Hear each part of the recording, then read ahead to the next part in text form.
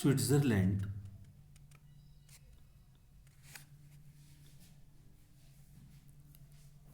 मैं Kaushal Kumar Sen, assistant professor political science, Babu Sobharam, government arts college Alwar.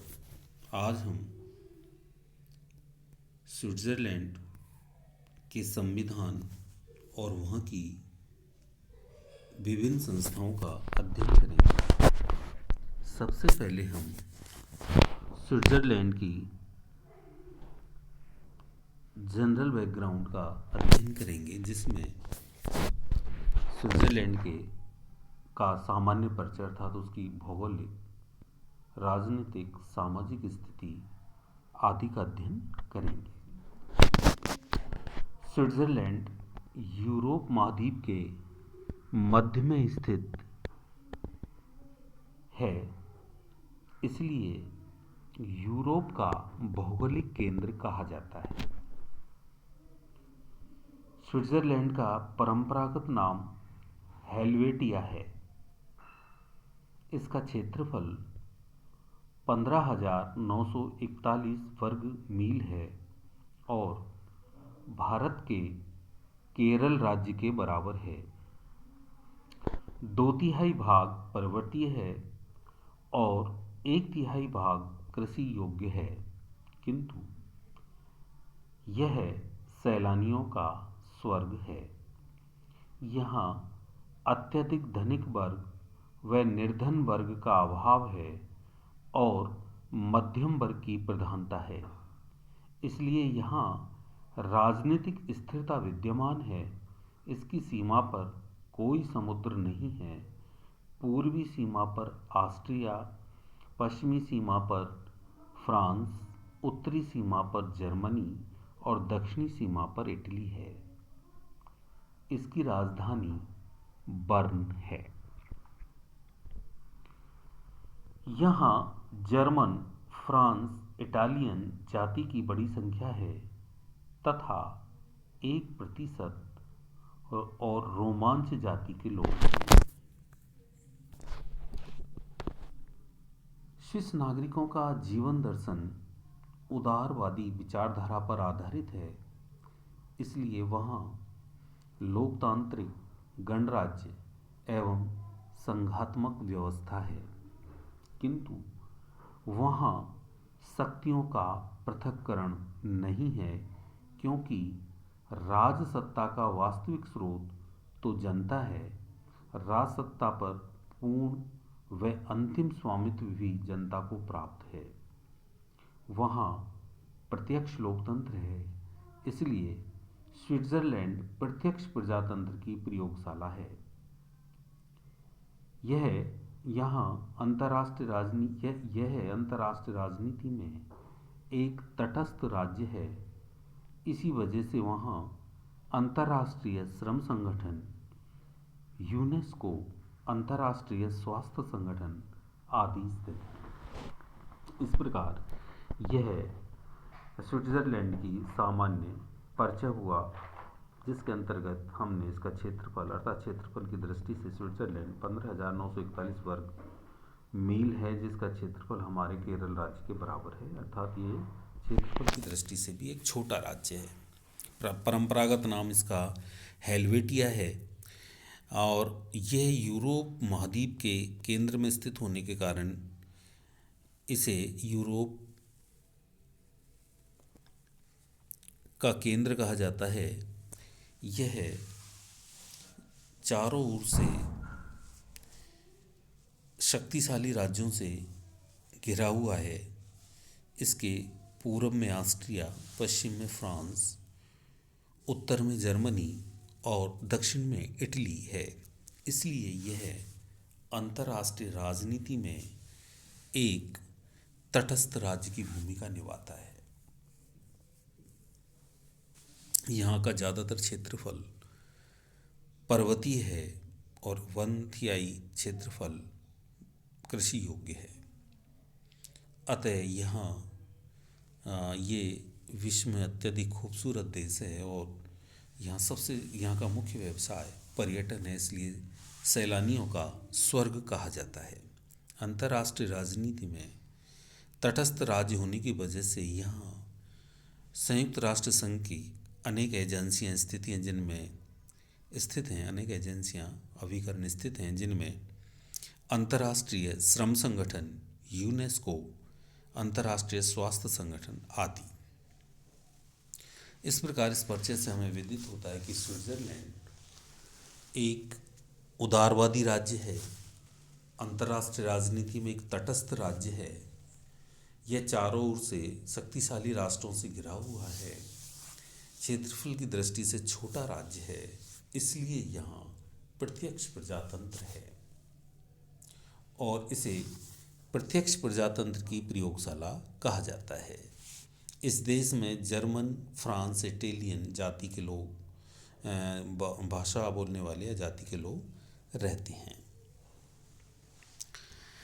अब है स्विट्जरलैंड के संविधान की प्रमुख विशेषताएं। सबसे पहले प्राचीन उदारवादी प्रजातांत्रिक गणराज्य। प्राचीन उदारवादी प्रजातांत्रिक अर्थात लोकतांत्रिक और गणराज्य अर्थात यहाँ का शासन प्रमुख जनता द्वारा निर्वाचित होता है।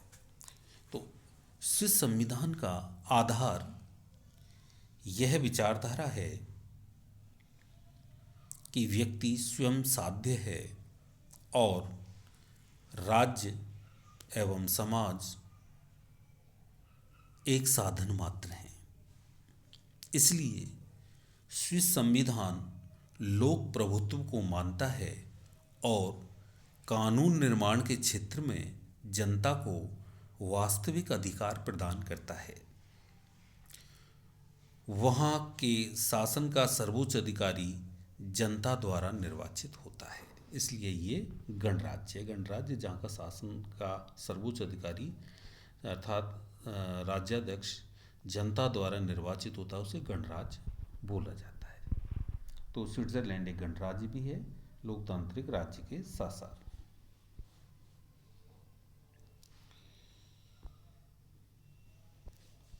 दूसरा है निर्मित, लिखित और व्यापक संविधान। स्विट्जरलैंड का आधुनिक संविधान सन 1848 ईस्वी में बनाया गया था, अतः इसे निर्मित संविधान कहा जाता है। यह उल्लेखनीय है कि इस संविधान को सन 1874 में पूरी तरह से संशोधित किया गया है और उसके बाद भी इसमें अनेक संशोधन हुए हैं। स्विस संविधान निर्मित है और एक पुस्तक के रूप में प्राप्त है, अतः इसे लिखित संविधान भी कहा जाता है। स्विस संविधान में 3 अध्याय और 123 धाराएं हैं। यह अमेरिका के संविधान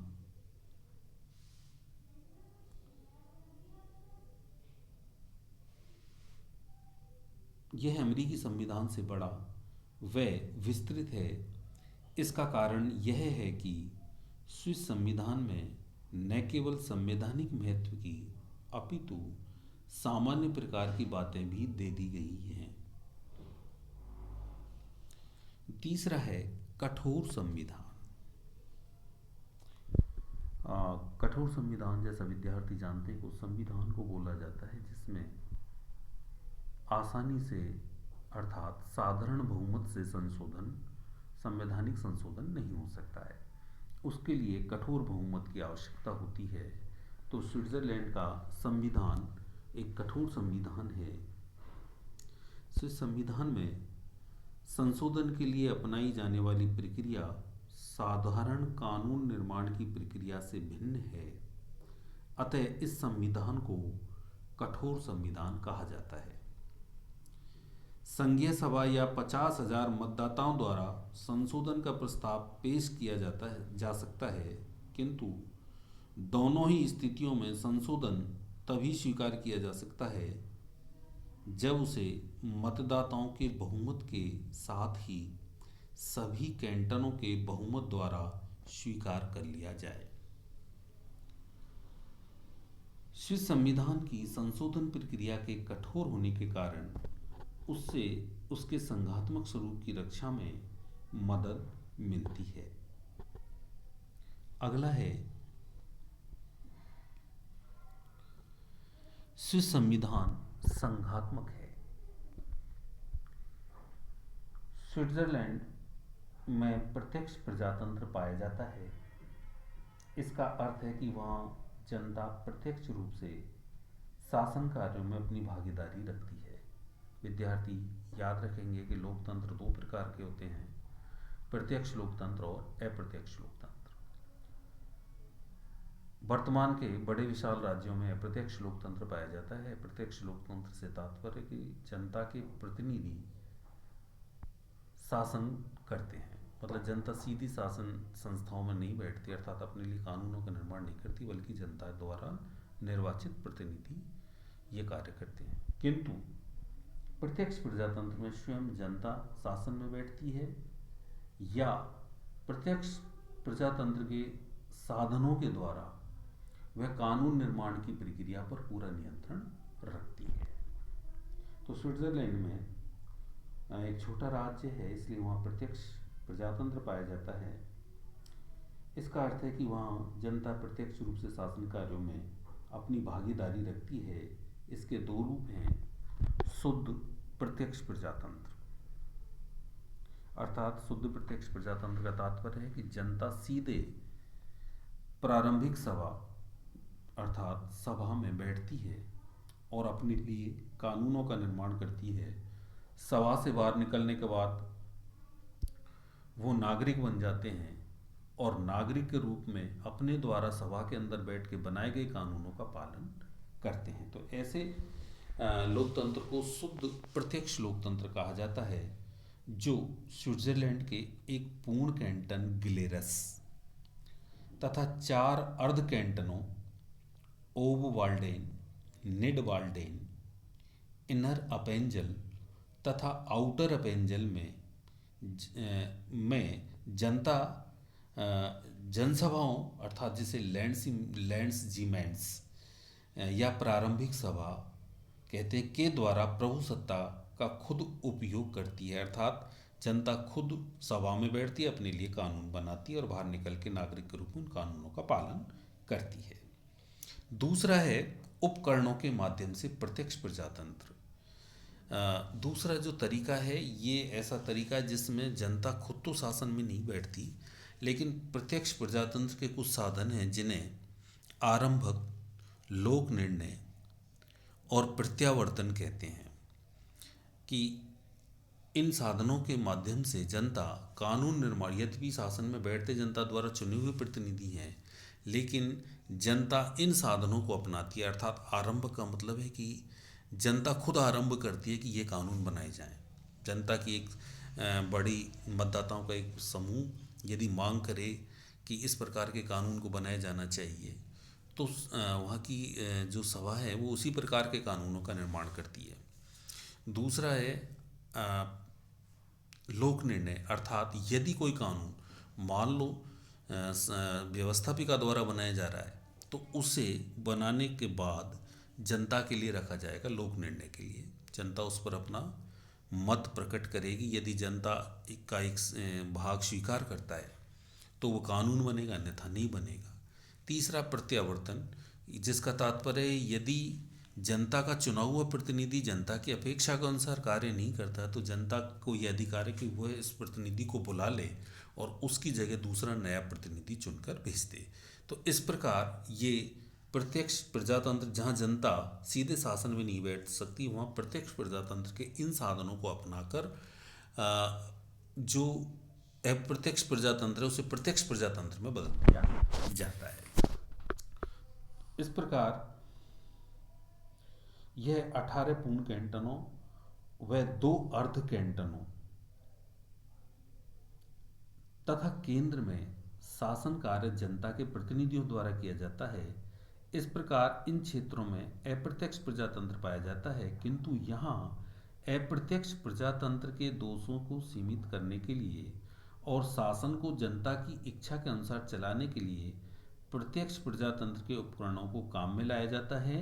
इन उपकरणों के नाम हैं लोक निर्णय, आरंभक तथा प्रत्यावर्तन। अगला है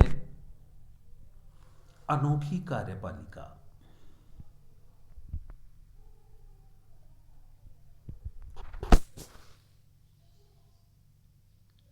अनोखी कार्यपालिका अर्थात स्विट्जरलैंड में जो कार्यपालिका है वह 7 सदस्यों की एक संस्था में निहित होती है। अर्थात कार्यपालिका शक्ति 7 सदस्यों की एक संस्था में निहित होती है। वहाँ 7 सदस्यों की एक सरकार होती है जिसे कार्यपालिका बोला जाता है, जिसे स्विट्जरलैंड में संघीय परिषद कहा जाता है। इन 7 सदस्यों का निर्वाचन 4 वर्ष की अवधि के लिए संघीय सभा अर्थात स्विट्जरलैंड की संसद द्वारा किया जाता है। इन 7 सदस्यों में से एक व्यक्ति को 1 वर्ष के लिए अध्यक्ष चुन लिया जाता है, जो राष्ट्रपति कहलाता है, परंतु उसे कोई विशेषाधिकार प्राप्त नहीं है। कार्यपालिका की शक्ति संघीय परिषद के 7 सदस्यों में समान रूप से विभाजित है। स्विट्जरलैंड की जो एक स्पेशल विशेषता तो यह है कि वहाँ प्रत्यक्ष प्रजातंत्र और दूसरी वहाँ अनोखी कार्यपालिका जिसे बहुल कार्यपालिका बोलते हैं। अर्थात वहाँ कार्यपालिका शक्ति किसी एक व्यक्ति में अमेरिका की तरह निहित नहीं है, बल्कि 7 व्यक्तियों में निहित है, जिनका चुनाव संघीय सभा अर्थात वहाँ की संसद द्वारा किया जाता है। सभी सदस्य शक्तियों के माध्यम से बराबर होते हैं। कोई एक सदस्य 1 साल के लिए राष्ट्रपति बनता है, दूसरे साल के लिए कोई दूसरा सदस्य बनता है। राष्ट्रपति जो अध्यक्ष बनता है, जिसे राष्ट्रपति कहा जाता है, वह केवल सभा की अध्यक्षता, तो जब भी कभी कार्यपालिका की बैठक होती है तो उसमें वो अध्यक्षता करता है। इसके अलावा अन्य कोई से विशेषाधिकार नहीं है। सभी सदस्यों की शक्तियाँ समान है। ऐसी कार्यपालिका को अनोखी कार्यपालिका या बहुल कार्यपालिका कहा जाता है, जिसमें संसदात्मक एवं अध्यक्षात्मक कार्यपालिका का मिश्रित रूप देखने को मिलता है। अर्थात कार्यपालिका व्यवस्थापिका के प्रति उत्तरदायी तो होती है, किंतु उसका कार्यकाल निश्चित होता है।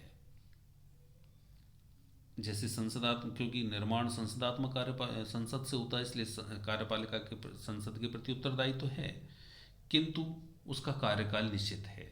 अध्यक्षात्मक व्यवस्था में जैसे कार्यपालिका का कार्यकाल निश्चित है, तो इस प्रकार यहाँ कार्यपालिका का कार्यकाल निश्चित है, किंतु निर्माण संसद से होता है।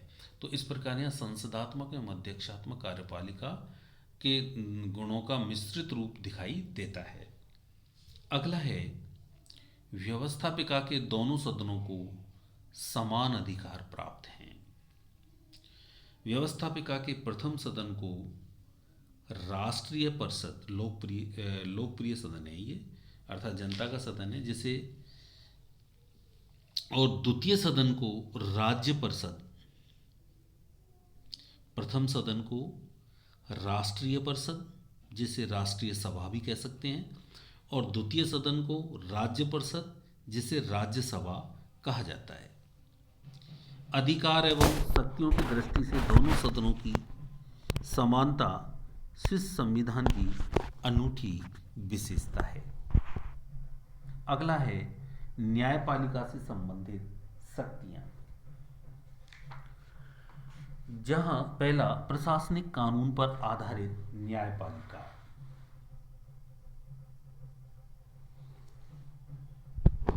जहां ब्रिटेन में न्याय का आधार विधि के शासन की व्यवस्था को स्वीकारा गया है। विधि के शासन का तात्पर्य है कि विधि के समक्ष सभी समान हैं, इस आधार पर न्यायपालिका कार्य करती है। वहीं स्विस संविधान न्याय का आधार प्रशासनिक विधि की व्यवस्था को स्वीकारता है। स्विस संविधान की यह व्यवस्था यूरोप महाद्वीप की संवैधानिक परंपरा से मेल खाती है।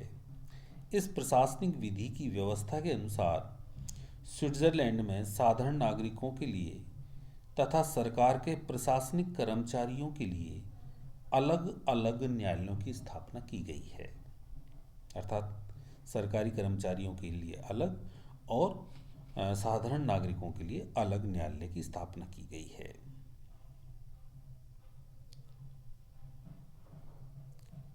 डाइसी के इस विचार का प्राय समर्थन किया जाता है कि विधि के शासन की व्यवस्था की तुलना में प्रशासनिक विधि की व्यवस्था नागरिकों के अधिकार व स्वतंत्रता की रक्षा एवं वृद्धि में कम सहायक होती है, किंतु स्विट्जरलैंड में प्रशासनिक विधि की व्यवस्था नागरिकों के अधिकारों व स्वतंत्रताओं की रक्षा एवं वृद्धि में सहायक सिद्ध हुई है।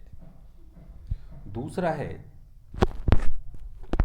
संघीय न्यायपालिका को न्यायिक पुनरावलोकन का सीमित अधिकार है।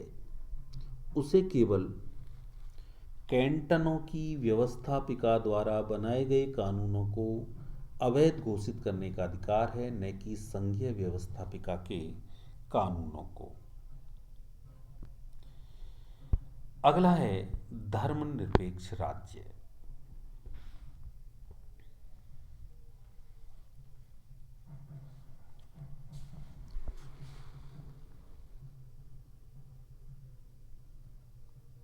स्विट्जरलैंड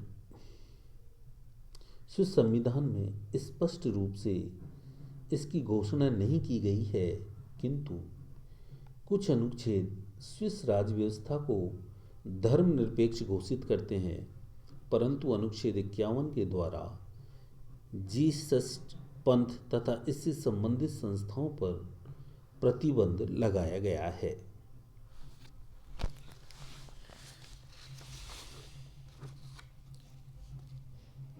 अगला है, संघीय संविधान नागरिक अधिकार प्रदान करता है। उदारवादी प्रजातांत्रिक राज्य होने के कारण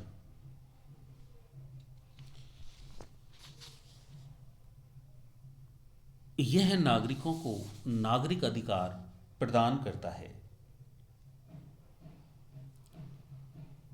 संविधान ने किसी औपचारिक पत्र के रूप में नागरिक अधिकारों की व्यवस्था नहीं की है, वरन संविधान के विभिन्न अनुच्छेदों में नागरिक अधिकारों का विवरण दिया गया है। जैसे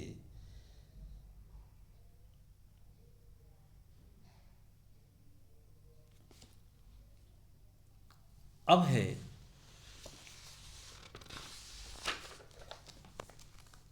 स्विस संविधान की अन्य विशेषताएं। स्विस नागरिकों के कर्तव्य। युवा अन्य विशेषताओं के अंतर्गत पहला है स्विस नागरिकों के कर्तव्य, जिसमें युवा नागरिक अनिवार्य सैनिक प्रशिक्षण प्राप्त करेंगे। दूसरा, 4 राष्ट्रभाषाओं को मान्यता। जर्मन, फ्रांस, इटालियन तथा रोमांच भाषा को मान्यता है। दोहरी नागरिकता है, एक केंद्र की नागरिकता और दूसरी कैंटन की नागरिकता, और स्थायी तटस्थता की नीति का पालन। स्विट्जरलैंड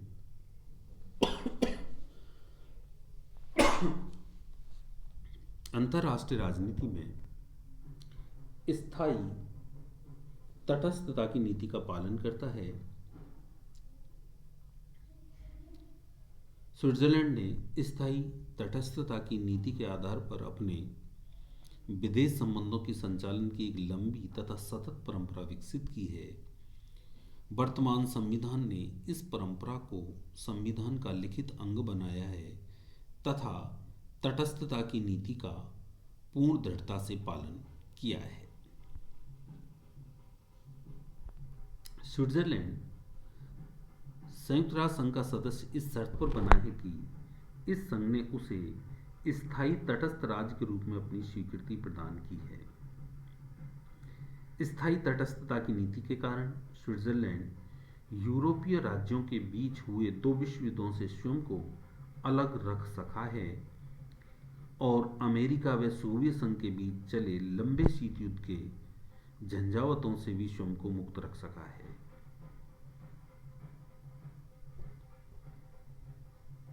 निष्कर्ष रूप में हम कह सकते हैं कि यद्यपि अपने आकार तथा जनसंख्या की दृष्टि से स्विट्जरलैंड एक छोटा देश है, तथा अपनी आर्थिक व राजनीतिक शक्ति की दृष्टि से अधिक एक मध्यम श्रेणी का देश है, तो भी उदारवादी संविधानवाद की दृष्टि से उसके संविधान तथा राज्य व्यवस्था का अपना विशिष्ट महत्व है।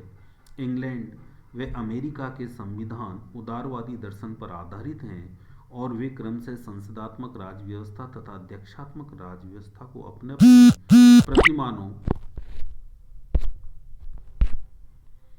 के रूप में प्रस्तुत करते हैं, किंतु उदारवादी दर्शन पर ही आधारित स्विस संविधान इनसे भिन्न एक ऐसी राज्य व्यवस्था के प्रतिमानों को पेश करता है जो अपने निष्कर्ष में इन दोनों की मध्यम मार्गी है। धन्यवाद।